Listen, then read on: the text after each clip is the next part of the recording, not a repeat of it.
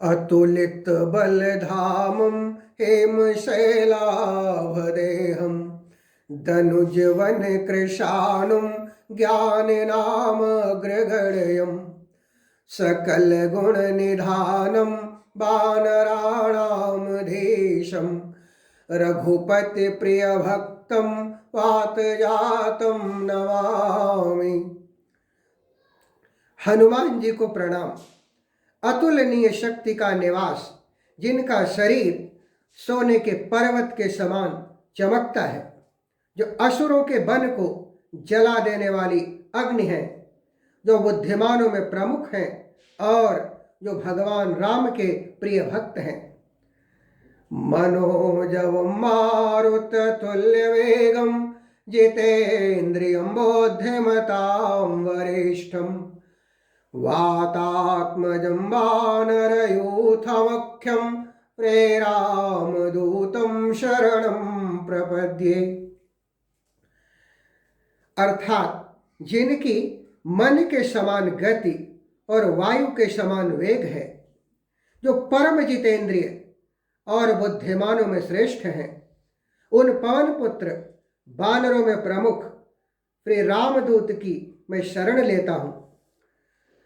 लाल देह लाली लशे आरुधर लाल लमोर वज्र देह दानव दलन जय जय जय कपिशूर।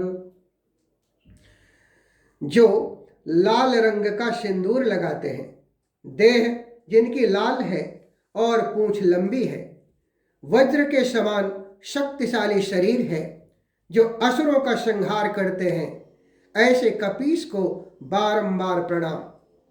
जब हनुमान जी सीता माता की खोज में लंका के लिए प्रस्थान करते हैं, तो अपने अन्य साथियों से कहते हैं, जब लगी आवो सीत ही देखी, होई ही काज मोहि हर्ष विशेखी। यह कही नाय सबन ही कहु माथा, चलो हर्ष ही धरि रघुनाथा। अर्थात आप लोग यही प्रतीक्षा करना, जब तक मैं सीता जी को देखकर लौट ना आऊं। काम अवश्य होगा, क्योंकि मुझे बहुत ही हर्ष हो रहा है। ये कहकर और सबको मस्तक नवाकर तथा हृदय में श्री रघुनाथ जी को धारण करके हनुमान जी हर्षित होकर चले। सिंधु तीर एक भूधर सुंदर, कौतुक कूद चढ़ौता ऊपर। बार बार रघुबीर संभारी, तारक्यौ पवन तनय बल भारी। समुद्र के तीर पर एक सुंदर पर्वत था।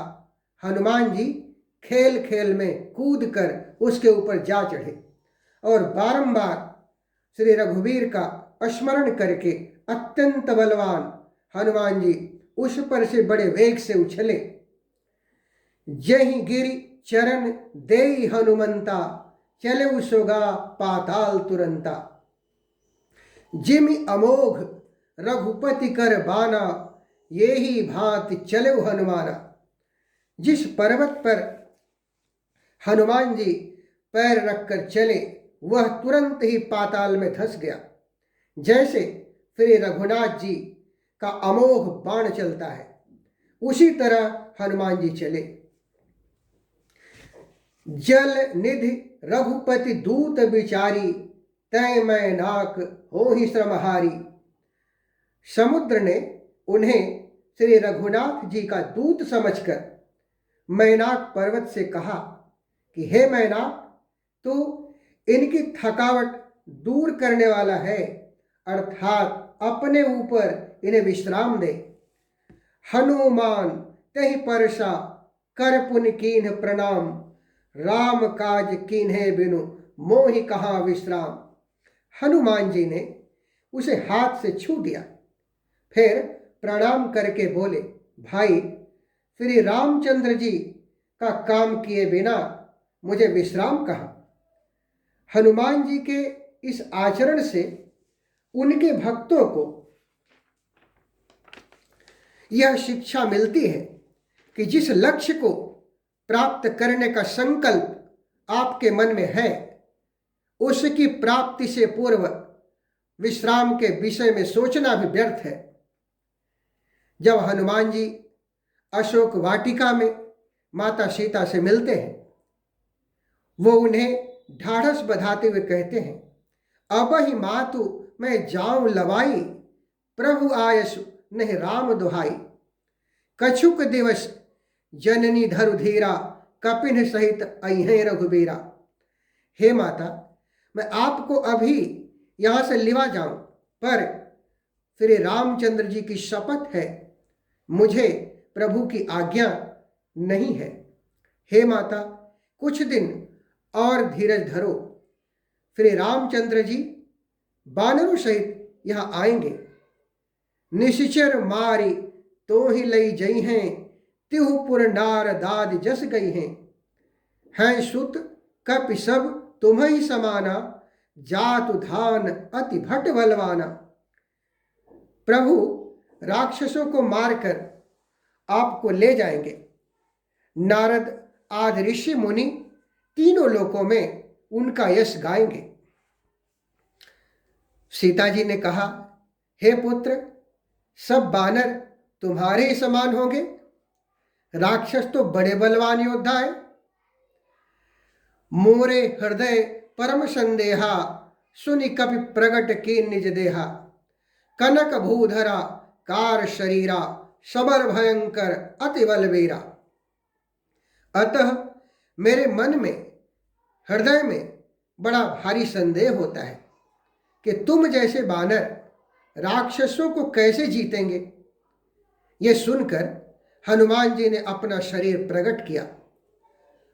सुमेरु के आकार का अत्यंत विशाल शरीर था, जो युद्ध में शत्रुओं के हृदय में भय उत्पन्न करने वाला अत्यंत बलवान और वीर था।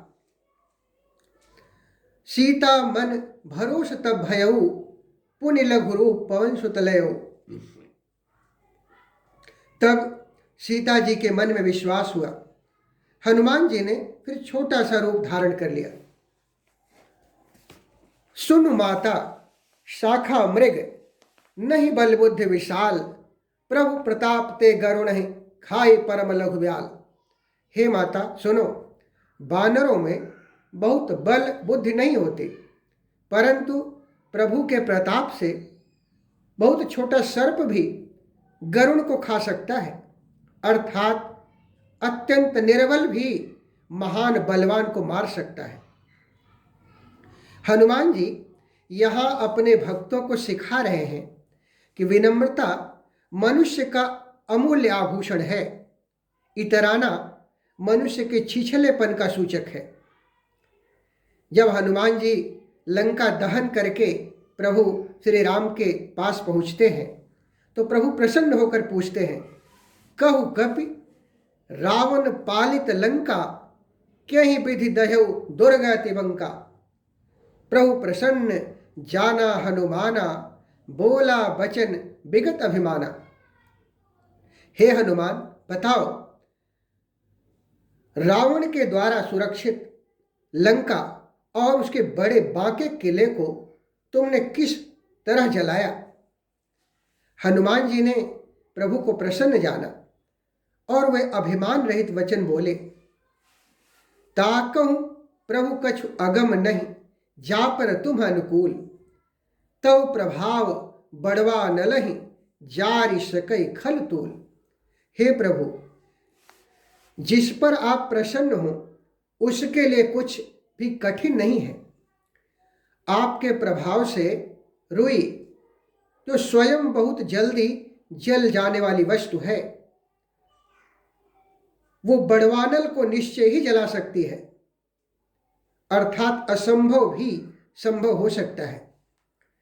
महावीर बजरंग बली अपने भक्तों को यह ज्ञान दे रहे हैं कि ईश्वर की कृपा यदि हो जाए तो राई भी पर्वत का रूप ले सकती है।